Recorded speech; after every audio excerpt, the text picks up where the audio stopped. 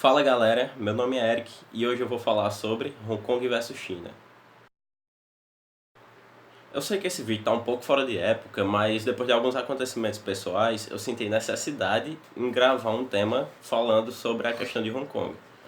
Para quem me conhece, sabe que eu gosto de aprender novas línguas e aprender mais até sobre outros países, sobre a história, a política e a economia dos outros países. Por causa disso, eu geralmente uso um aplicativo chamado Tandem, que me liga a pessoas de todo mundo.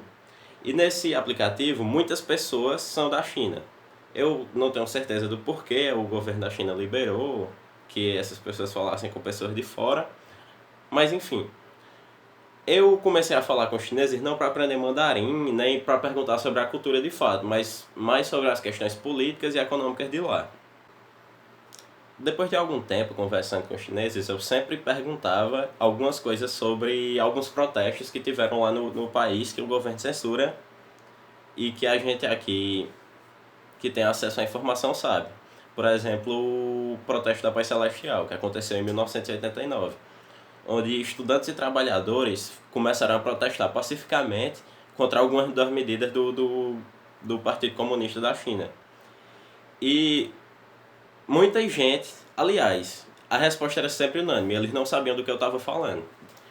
Eu até cheguei a mostrar aquela foto do homem parado na frente dos tanques de guerra, para ver se eles não tinham estudado, como se fosse outro conteúdo, mas não, nenhum deles conhecia.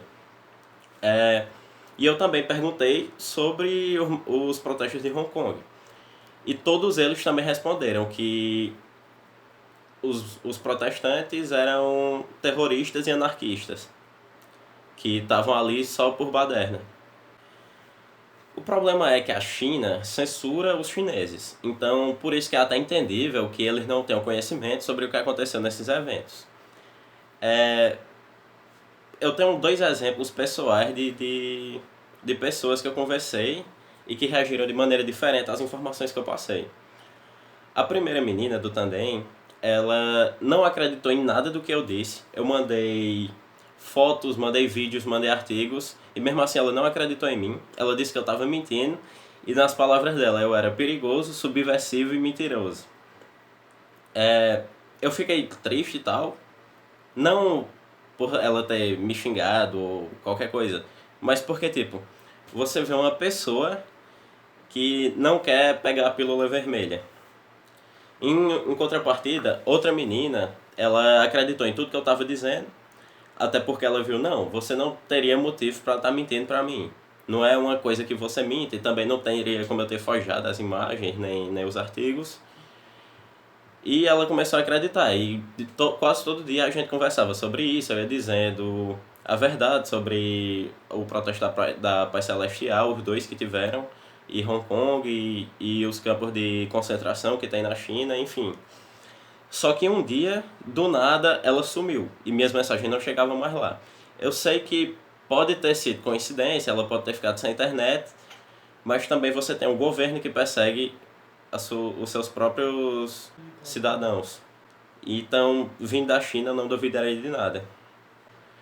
Agora, voltando à questão de Hong Kong mesmo, para a gente entender tudo isso que está acontecendo hoje, é importante voltar até 1898, quando a coroa britânica instituiu uma companhia britânica das Índias Orientais em Hong Kong, transformando o local num centro poderoso de comércio. Depois de 99 anos, em 1997, com a saída dos britânicos, Hong Kong instituiu uma política de liberdade econômica tão grande que deixa ele entre os primeiros lugares, dependendo das listas de liberdade econômica que você olhar. Geograficamente, Hong Kong é um país pequeno, só com 1.100 km², mas mesmo assim eles mantêm uma população de mais de 7 milhões de habitantes. Hong Kong não tem nenhum recurso natural, nem espaço para produzir gado ou agricultura, nada do setor primário e, principalmente, eles não têm água. Agora eu te pergunto, como é que um local tão pequeno e com tanta gente consegue se tornar um dos melhores países do mundo com IDH de 0,939? Livre mercado. Só para efeito de comparação, eu moro numa cidade chamada Crato, no Ceará.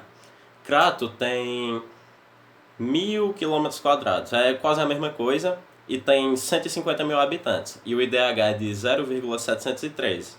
Agora, se você conhece Crato, tenta imaginar Crato com 7 milhões de pessoas. Com a independência de Hong Kong, a China ficou cada vez mais interessada em uma anexação política e econômica do local, assim como eles fazem com Taiwan. Em 2019, tentaram passar um projeto de lei que garantia a extradição de criminosos comuns e criminosos políticos para a China para julgamento. Esse projeto de lei criou uma instabilidade social entre os moradores, os imigrantes e os empresários que estavam em Hong Kong. E no dia 9 de junho de 2019 eclodiu o primeiro protesto, que levou milhares de pessoas às ruas contra esse projeto de lei, que foi eventualmente barrado. No dia 12 de junho, outro protesto eclodiu contra o mesmo projeto de lei do lado do Conselho Legislativo. E foi nesse protesto específico que a polícia de Hong Kong começou a usar a força bruta contra os protestantes pacíficos. Isso deixou mais ou menos 79 pessoas feridas. Outros protestos começaram a ocorrer da mesma época e ocorrem até hoje. E até a data desse vídeo os números oficiais são mais ou menos 2.000 pessoas feridas e 2.379 pessoas presas e extraditadas para a China.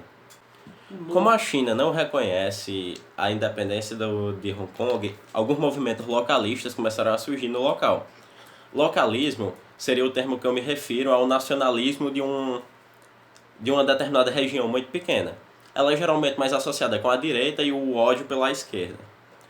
Dentre as demandas dos manifestantes estão a retirada completa da proposta de lei de extradição do processo legislativo, retratação da caracterização dos protestos como tumultos, liberação e exoneração de manifestantes presos, estabelecimento de uma comissão independente de inquérito sobre o comportamento policial e sufrágio universal para as eleições do Conselho Legislativo e de chefe executivo.